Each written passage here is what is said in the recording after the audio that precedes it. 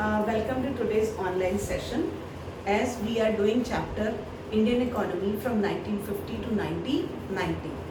In today's topic, we are going to discuss the agrarian reforms or the policy initiatives that is Indian government took up in the agriculture sector to promote this sector and develop this sector.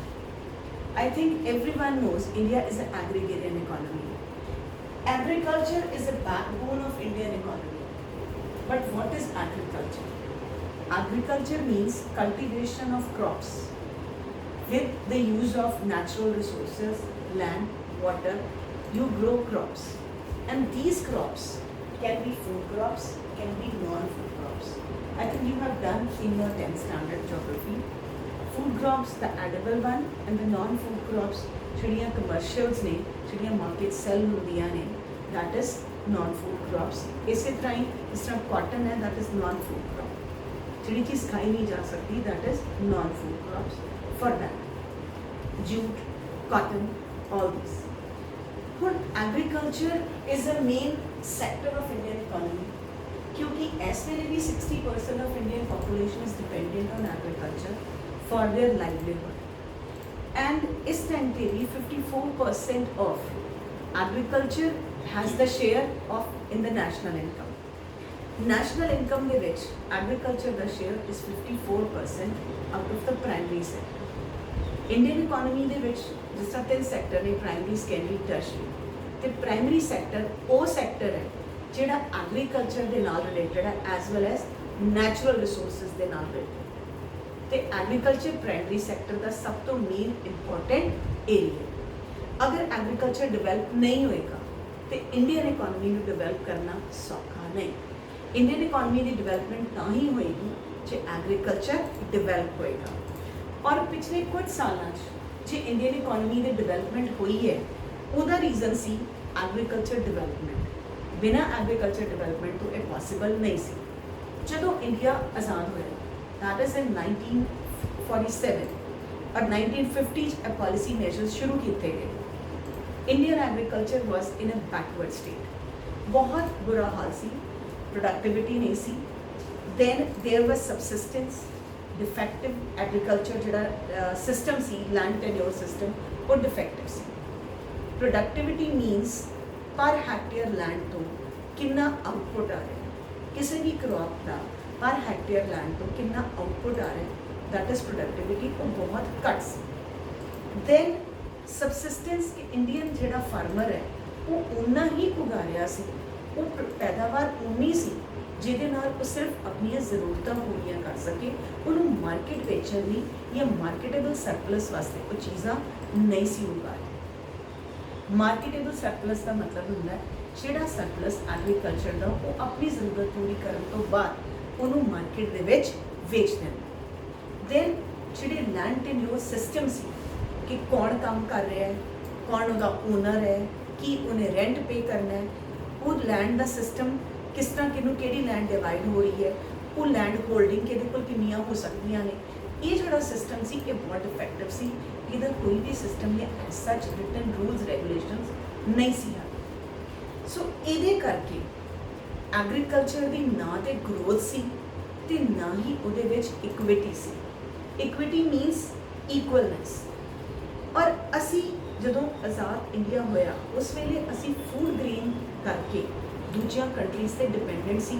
ਸਾਨੂੰ ਬਹੁਤ ਸਾਰੇ ਜਿਹੜੇ food grain ਸੀ ਉਹ ਬਾਹਰੋਂ import ਕਰਨੇ ਪੈ ਰਹੇ ਸੀ।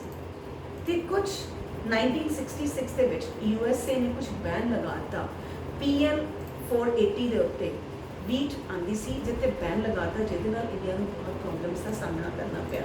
And for that we have to think about it ਕਿ ਸਾਨੂੰ ਕੁਝ ਆਪਣੇ ਐਗਰੀਕਲਚਰ ਨੂੰ ਇੱਦਾਂ ਡਿਵੈਲਪ ਕਰਨਾ ਪਏਗਾ ਕਿ ਅਸੀਂ ਆਪਣੇ ਅਨਾਜ ਲਈ ਕਿਸੇ 'ਤੇ ਡਿਪੈਂਡੈਂਟ ਨਾ ਹੋਈਏ ਕਿ we don't need to import the food grains. So ਇਸ ਕਰਕੇ ਜਿਹੜਾ ਇੱਕ ਜ਼ਮੀਂਦਾਰੀ ਸਿਸਟਮ ਸੀ ਉਸ ਵੇਲੇ ਜਿਹੜਾ ਬ੍ਰਿਟਿਸ਼ ਰਾਜ ਦੇ ਵਿੱਚ ਚੱਲ ਰਿਹਾ ਸੀ, that is the difference between owner and tiller of the soil ਕਿ ਉਹਦਾ ਜ਼ਮੀਨ ਦਾ ਮਾਲਕ ਕੋਈ ਹੋਰ ਸੀ ਤੇ ਉੱਤੇ ਕੰਮ ਕਰਨ ਵਾਲਾ ਕੋਈ ਹੋਰ ਸੀ। ਤੇ ਜਿਹੜਾ ਕੰਮ ਕਰਨ ਵਾਲਾ ਸੀ ਉਹ ਗਰੀਬ ਸੀ, ਜਿਹੜਾ ਮਾਲਕ ਸੀ ਉਹ ਅਮੀਰ ਦਾ ਅਮੀਰ ਹੋ ਰਿਹਾ ਸੀ। ਜਿਹਦੇ ਕਰਕੇ ਜਿਹੜੀ ਲੈਂਡ ਇਕੁਇਟੀ ਸਿਸਟਮ ਸੀ ਕਿ ਉਹ ਡਿਸਟ੍ਰੀਬਿਊਟ ਕੀਤਾ ਹੈ, ਉਹਦਾ ਸ਼ੇਅਰ ਕਿਹਨੂੰ ਜਾ ਰਿਹਾ ਉਹ ਬਰਾਬਰ ਨਹੀਂ ਸੀ, ਜਿਹਦੇ ਕਰਕੇ ਬਹੁਤ ਸਾਰੀਆਂ ਇਨਇਕੁਐਲਿਟੀਜ਼ ਐਗਜ਼ਿਸਟ ਕਰ ਰਹੀਆਂ ਸਨ ਐਗਰੀਕਲਚਰ ਸੈਕਟਰ ਦੇ ਅੰਦਰ। ਸੋ ਮੇਨ ਜਿਹੜੀ ਪ੍ਰੋਬਲਮ ਸੀ ਐਗਰੀਕਲਚਰ ਸੈਕਟਰ ਸੀ ਕਿ ਨਾ ਹੀ ਉਹਦੀ ਗਰੋਥ ਸੀ ਤੇ ਨਾ ਹੀ ਇਕੁਇਟੀ ਸੀ, ਕਿ ਇਕੁਅਲ ਡਿਸਟ੍ਰੀਬਿਊਸ਼ਨ ਨਹੀਂ ਸੀ ਹੋਈ।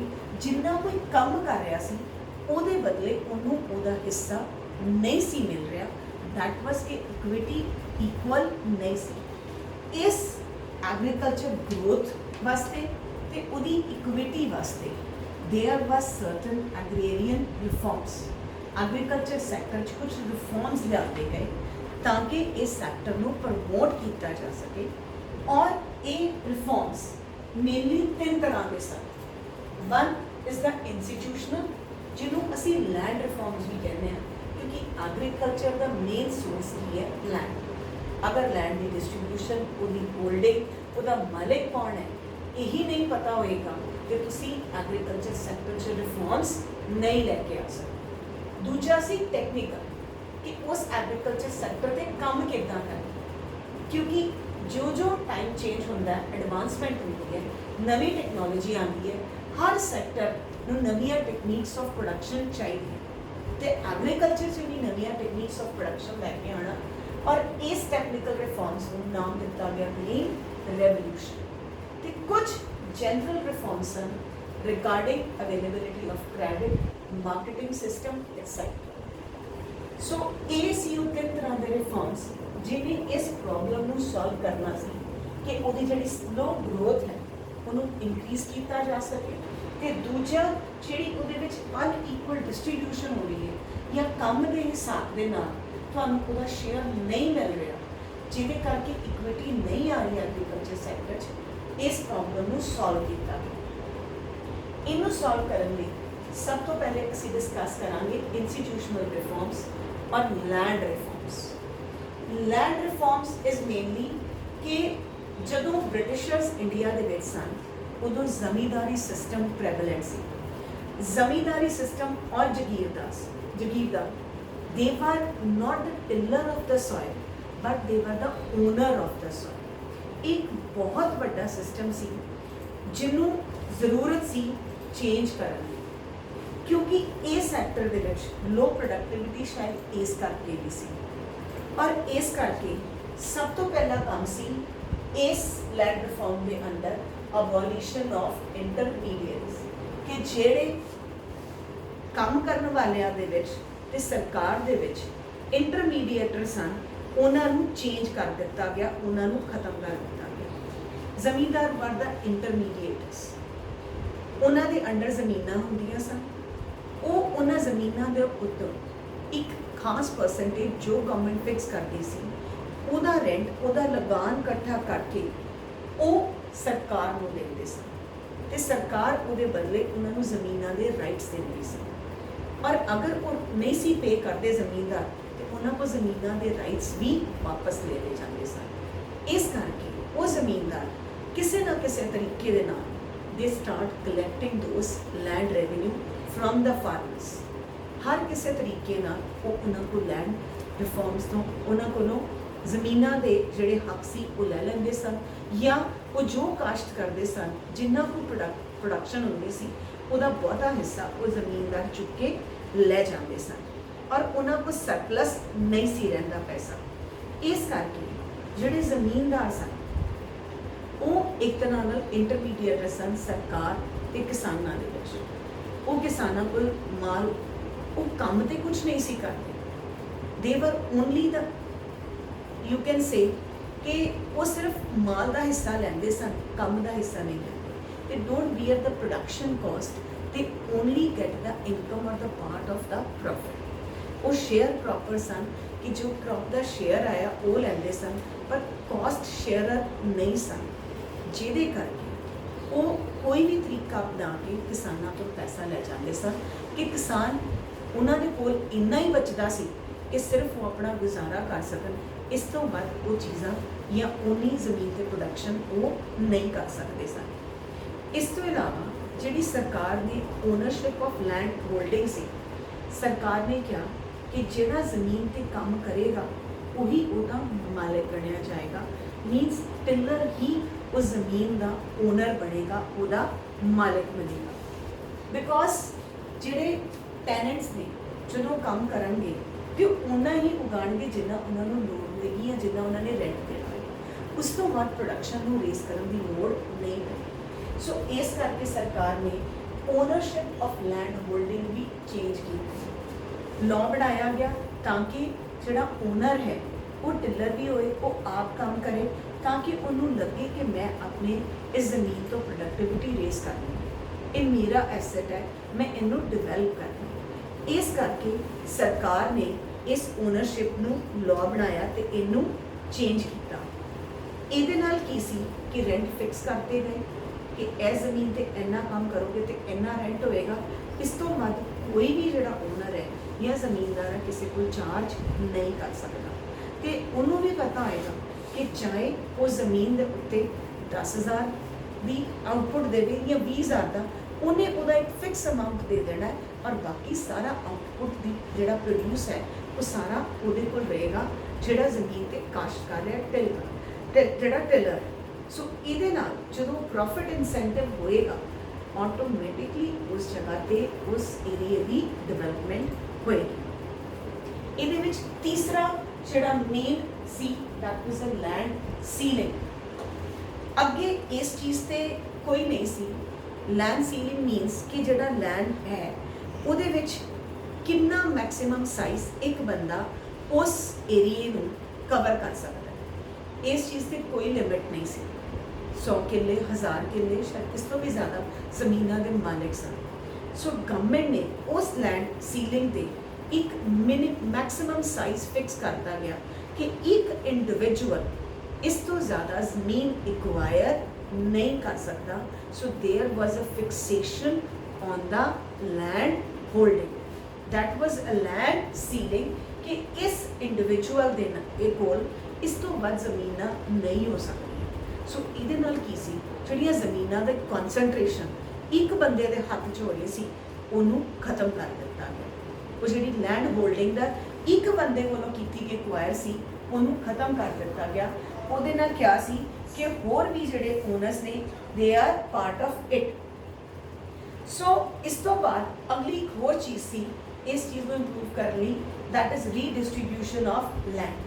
कि जिहड़ी लैंड है वो जगीरदारां या ज़मीनदारां को जिहड़े काम नहीं कर रहे उहदे को लैके उन्होंने दिती गई जिन्हां जिहड़े काश्तकार सन जिहड़े आप काम कर रहे सन, those who were working on it, right. So इस तो अलावा एक चीज़ होर की गई that is consolidation of land holding. उदों ज़मीनां अगर छोटे किसान सन तो उन्होंने ज़मीनां वंडियां होंदियां सन कि एक परिवार को अगर 20 किले ज़मीन है, 4 या 5 भरा ने वो ज़मीन वंड लेंदे हैं। उहदे नाल ज़मीन जो वंडी जाती है वो अगों उन्होंने बच्चों च वंडी जाती है तो वह साइज़ छोटा हो जाता है। Size land holding is small और फ्रैगमेंटेड मीनस एक किला इत्थे है, अद्धा किला किसी होर जगह ते अद्धा किसी होर जगह, उहदे नाल उस जगह ते प्रोडक्शन या प्रोडक्टिविटी रेज नहीं हो सकती। जिस बंदे की 4 किले ज़मीन है और 4 जगह ते वंडी है कि वो किसी टेक्नीक या किसी टेक्नोलॉजी बारे सोचेगा उस एरिया दे विच काम करन लई नहीं। पर अगर वही वो 4 या 5 किले इकट्ठी होएगी तो शायद वो उन्होंने किसी होर तरीके नाल भी यूटिलाइज कर सकता है। सो सरकार ने इन्हां लैंड होल्डिंग्स नूं फ्रैगमेंटेड लैंड होल्डिंग्स नूं कंसोलीडेट किया एक जगह पे, ताकि एक जगह पे अगर होएगी ज़मीन तो उस जगह पे टेक्नोलॉजी ते उस चीज़ को इनक्रीज़ किया जा सकता है या नवे जिहड़े तरीके ने प्रोडक्शन के उन्होंने यूज़ किया जा सकता है। सो इहदे नाल अबॉलिशन ऑफ इंटरमीडिएटरीज होया। उहदे नाल इस तो इलावा लैंड्स की कंसोलीडेशन की गई, प्लस इन्हां ज़मीनां दे ओनरशिप राइट्स टिलर्स नूं दिते गए। लेकिन ये जिन्ने भी लैंड रिफॉर्म सी ये हर जगह उन्ने सक्सैसफुल नहीं हुए जिन्ने होने चाहिए सन। बिकॉज कुछ चीज़ां ने पोलिटिकल या तुसीं कह सकते हो कि some reasons in the village area जिहदे करके रिफॉर्म्स उन्ने सक्सैसफुल नहीं हुए। लेकिन हाँ, Kerala and West Bengal with the 2 states जिथे लैंड रिफॉर्म्स ने बहुत अच्छा रिजल्ट दिता और इन्हां दे विच ये रिफॉर्म्स लैंड रिफॉर्म्स बहुत सक्सैसफुल होए as compared to other states. हुण कुछ एरियाज दे विच अजे भी जमींदार एग्जिस्ट करते हैं। If you talk Bihar, Orissa, कुछ एहो स्टेट जिथे लोग गरीब ने, अजे भी पॉवर्टी बहुत ज़्यादा है, जमींदार अजे भी एग्जिस्ट करते हैं और ब्रिटिश राज वाली पॉलिसीज़ अजे भी तुहानूं नज़र आंदियां ने। ईवन टैनेंट्स होने के नाल अजे भी जिहड़े ओनर्स ने वो सैल्फ कल्टीवेशन नहीं कर रहे और अपनी ज़मीन ठेके ते देंदे ने ताकि उन्होंने कॉन्ट्रैक्ट दे देंदे ने फॉर 1 ईयर, टिलर कोई हो रहा है, ओनर कोई हो रहा है। दैन अजे भी जिहड़े एग्रीकल्चर लेबरर्स ने उन्होंने कोई कार्रवाई नहीं है, उन्होंने कोई सिस्टम नहीं है कि वो अपनी ज़मीन पर काम कर रहे हैं कि नहीं कर रहे।